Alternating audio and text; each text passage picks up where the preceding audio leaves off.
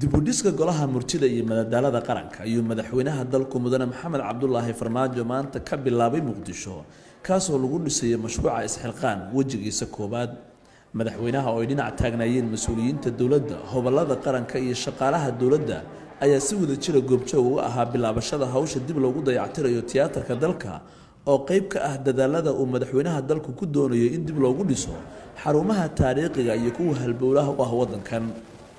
maanta waxa weeye waa maalin weyn oo muujinaysa inay maanta ka bilaabatay national theaterka hortiisa golaha murtida iyo madadaalada hore loo oran jiray inaan dib u dhisayno oo qayb ka ah ololaha isxilqaan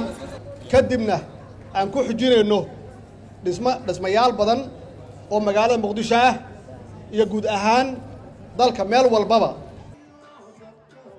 tiyaatarka qaranka oo ahaa goob ay dawladdii dhexe ee dalku u adeegsan jirtay qayb ka mid ah barnaamijyadeedii hagidda dadweynaha ayay dawladda federaalku doonaysaa in mar kale doorkaas dib loo soo celiyo insha allah waxaan rajaynaynaa muddo 9 bilood gudaheeda ah inaan ku dhammaystirno mashruucan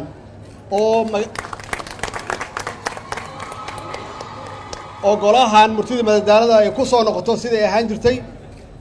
oo heesihii iyo fankii iyo suugaantii aan dib u soo nooleeno iyo masraxii dibna u soo celinno guud ahaan intii naga maqan ee hobolada waa bari ahayd cabdikariin jiil oo ka mid ah hobolada qaranka ayaa ka hadlay waxa dalka uu ku soo kordhin karo dib u howlgelinta tiyaatarka qaranka iyo sida uu arko tiyaatarkaanu horta waa meesha ummadda soomaaliyeed muraayadda laga daawado waa tiyaatarka ummadda dhaqankeeda siyaasaddeeda howlbarinteeda dhaqaalaheeda meesha laga faafiyo ama waa halkaan sharaftiiyo magaciida iyo qarnamadii soomaalida weeye tiyaatarka waa meesha wax laga wacdiyo wax laga tilmaamo wanaagga iyo shartana dadka looga reebo wanaagga laga fara wey tiyaatarku yani waxa weeye madaxweynuhu aqoon ayuu leeyahay wax tiyaatarku yahay isagoo yar buu imaan jiray oo riwaayad soo geli jiray waa dareensan yahay dareenka iyagoo maalintuu dhismo ka dhisto ayaa dareenka iyo wadaninimada iyo waxa lagu dilan soo baxaya majaajiliistaha caanka ah cabdiraxmaan sheekh maxamed oo ku magac dheer akombo oo ay ugu dambeysay dalka sanadkii 1989kii ayaa sheegay inuu ku faraxsan yahay dib u dayactirka tiyaatarka oo uu ku baaqay in dadka Soomaaliyeed ay gacan ka geystaan maxamed cabdulaahi farmaajo amagiisa haraago fanaaniinta oo dhan waa ka dacaystay qalbigeenna waa u furnay